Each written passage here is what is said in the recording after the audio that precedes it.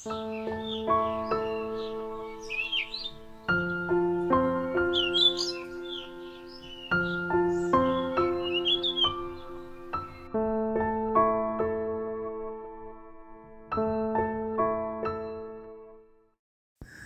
অবস্থাতেই আছি জীবনের প্রত্যেকটা ক্ষেত্রেই আমরা কোনো না কোনো সমস্যার সম্মুখীন হয়েই থাকি।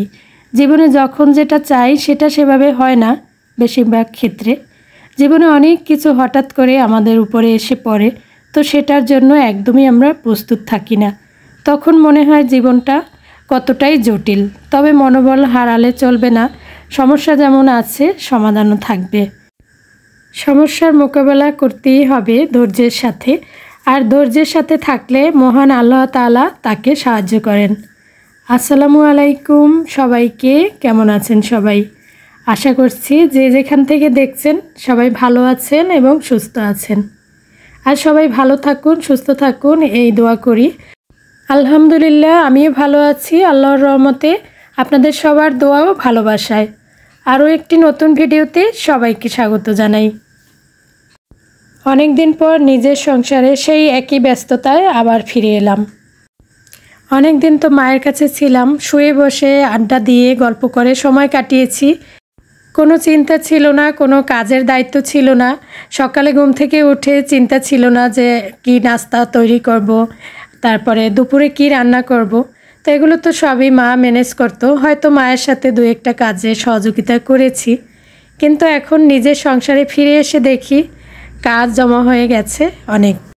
আসলে গৃহিণীরা বাসায় না থাকা মানেই ঘরের কাজ জমে যাওয়া, আর সেই জমে যাওয়া কাজ একটু একটু করে নিচ্ছি। সকালে নাস্তা তৈরি করেছি, সবার খাওয়াও হয়ে গেছে। আর তারপর থেকে আজকে ভিডিওটি শুরু করেছি, একটু একটু করে আপনাদের সাথে শেয়ার করছি আমার আজকের দিনের কাজগুলো।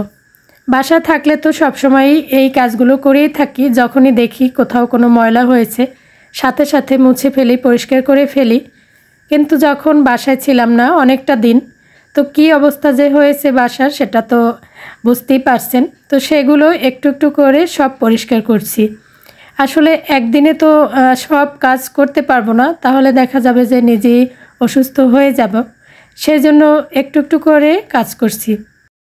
যেহেতু আমার কোনো হেল্পিং হ্যান্ড নেই, একা হাতেই আমার সংসারের সব কাজ করতে হয়, তো আমি একটু হিসেব করে কাজ করি। দেখা যায় যে ভাগ করে নিয়েছি কাজ, যে আজকে এই কাজগুলো করব, তো পরের দিন অন্য কাজগুলো করব। এভাবে করে কাজ ভাগ করে নিলে কিন্তু কষ্ট কম হয়।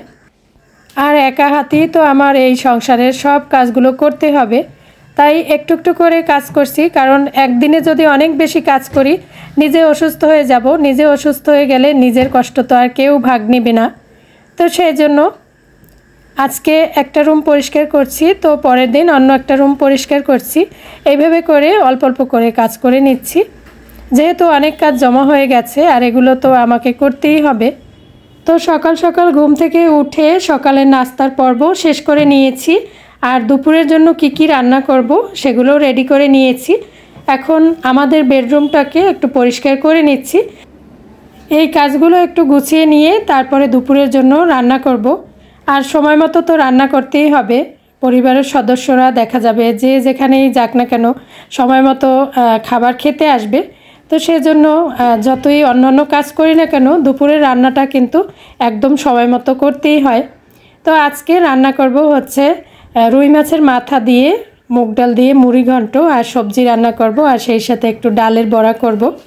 তো এখানে এই তো ডাল নিয়েছি, আর এই ফ্রিজ থেকে নামিয়ে রেখেছিলাম রুই মাছের মাথা, তো এটা দিয়ে আর কি মুড়ি ঘন্ট রান্না করব।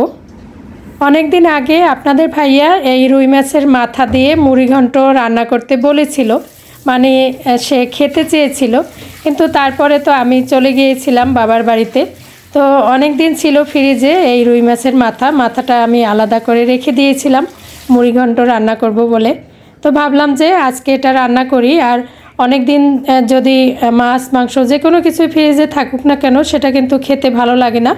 তো সেজন্য এখন ফ্রিজে যা কিছু আছে একটু একটু করে নামিয়ে সব রান্না করে ফেলবো।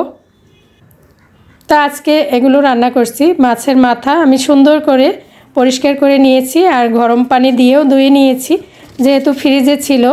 তো ফ্রিজের মাছ বা মাংস আমি একটু গরম পানি দিয়ে ধুই, তাহলে হয় কি যে একটা গন্ধ থাকে সেটা কিন্তু চলে যায়। তারপরে লবণ হলুদ মাখিয়েও একটু ধুয়েছিলাম। এরপরে এই তো এখন লবণ হলুদ মরিচ মাখিয়ে মাছের মাথা ভেজে নিব ভালো করে। আমি যেভাবে রুই মাছের মাথা দিয়ে মুগ ডাল দিয়ে মুড়ি ঘন্ট রান্না করি সেটা শেয়ার করছি। আমরা মেয়েরা যখন সংসারে পদার্পণ করি তখন থেকেই কিন্তু একটু একটু করে সব কাজ শিখে যাই। আমাদের কিন্তু হাতে ধরে কাজ শেখাতে হয় না। এটা কিন্তু প্রত্যেকটা মেয়েদেরই একটা গুণ। মেয়েদেরকে কোনো কাজ হাতে ধরিয়ে শেখাতে হয় না। আমি কিন্তু বিয়ের আগে কোনো কাজই করতাম না, তো দেখতাম মা কিভাবে রান্না করে, মাঝে মাঝে একটু দাঁড়িয়ে থেকে দেখতাম, অনেক সময় খেয়াল করে দেখতামও না। কিন্তু নিজের সংসারে এসে যখন রান্না বান্না করছি বা সংসারের কাজগুলো করছি, তখন মায়ের কাজগুলো আমার মাথায় মানে চোখের সামনে ঘুরে যে মা তো এইভাবে করতো। তো এইভাবে করেই আসলে আমরা মেয়েরা কাজ শিখে যাই। আমাদেরকে কিন্তু কোনো কাজ হাতে ধরিয়ে শেখাতে হয় না। অনেক দিন বাসায় ছিলাম না, বাসায় যে কত কাজ জমা হয়ে গেছে তার কোনো হিসেব নেই। তো একটু একটু করেই কাজগুলো করে নিতে হচ্ছে আমাকে। আর ভাবছি যে কতদিন যে বেরিয়ে আসলাম, কত মজা করলাম। তো সেই মজা আনন্দ এখন কিন্তু একটু একটু করে বের হচ্ছে, কারণ এখন কাজের চাপ বেড়ে গেছে। অনেক দিন বেড়ানোর পরে সেই কাজের চাপ বেড়ে যাওয়াতে এখন মনে হচ্ছে যে বেড়ানোর কী সুখ। তো যাই হোক, তারপরে তো মা বাবা ভাই বোন থাকলে তাদের কাছে যেতে হয়, মাঝে মাঝে নিজের সংসার থেকে একটু ছুটি নিতেও হয়। একজন পুরুষ এবং একজন নারীর সম্মিলিত প্রচেষ্টাই কিন্তু একটা সুন্দর সংসার গড়ে ওঠে। পুরুষরা যেমন বাইরে কাজ করে, ইনকাম করে, পরিশ্রম করে বাইরে, মহিলারাও কিন্তু অনেক কাজ করে সংসারে। একজন মহিলা যখন ঘরে না থাকে তখন বোঝা যায় যে ঘরের কতটা কাজ মহিলারা করে। পুরুষ মানুষ তো শুধু বাইরে কাজ করে এসে ঘরে রেস্ট নেয়, আর আমাদের মেয়েদের কিন্তু কোনো রেস্ট নেই। এই যে কতদিন বাসায় ছিলাম না, বাসায় ফিরে এসে একটার পর একটা কাজ করেই যাচ্ছি, আর সেই সাথে সময় মতো সবার জন্য নাস্তা তৈরি করা, রান্না করা, এগুলো তো থাকছি। তা আসলে আমাদের মেয়েদেরকে আল্লাহ অনেক বেশি ধৈর্য দিয়েছেন। আমরা কিন্তু এসব পারি, নির্দিষ্ট কাজ ছাড়াও অনেক কাজ করতে পারি। পুরুষ মানুষ কিন্তু নির্দিষ্ট একটা কাজ করে, যেমন সে বাইরে কাজ করে, জব করে বা ব্যবসা করে, যে কাজ করে, যেটা করে না কেন সেটা নিয়ে ব্যস্ত থাকে, বাসায় ফিরে এসে রেস্ট নেয়। আর আমরা মেয়েরা কিন্তু বহুমুখী কাজ করি একটা সংসারে, আমাদের তো কোনো রেস্ট নেই, কোনো ছুটি নেই। তো আল্লাহ আমাদেরকে এইভাবেই ধৈর্য দিয়ে তৈরি করেছেন, এই জন্যই আমরা পারি। কথা বলতে বলতে কিন্তু আমি রান্না করে নিচ্ছি বন্ধুরা। তো রান্নার বিষয়ে কিছুই বললাম না, এমনিতেই তো দেখিয়ে দিয়েছি কিভাবে কি রান্না করেছি। তো রান্না সবাই পারে, তো আমি যেভাবে রান্না করছি সেটা শেয়ার করলাম। তো প্রথমে তো মাছের মাথা একদম ভালো করে ভেজে নিয়েছি, তারপরে মশলা কষিয়ে মাছের মাথা আবার ভালো করে কষিয়ে একটু রান্না করে তুলে রেখেছিলাম। তারপর সেই মশলার মধ্যে ডালগুলোকে একটু কষিয়ে নিয়ে পানি দিয়ে আবার এই তো রান্না করে নিচ্ছি। তো আমি রান্নার ফাঁকে ফাঁকেও কিন্তু অন্যান্য কাজ করেছি অফ ক্যামেরায়, সেগুলো আর শেয়ার করিনি।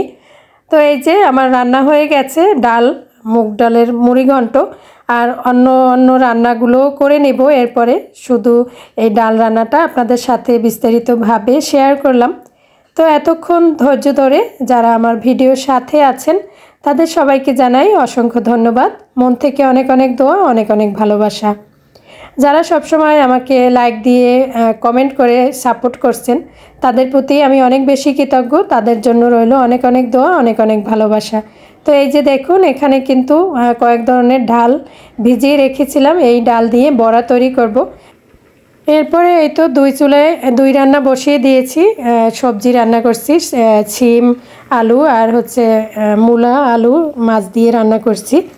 তো এই ছিল আমার আজকের ভিডিওটি দেখার জন্য সবাইকে জানাই অসংখ্য ধন্যবাদ। সবাই ভালো থাকবেন, সুস্থ থাকবেন। আল্লাহ হাফেজ।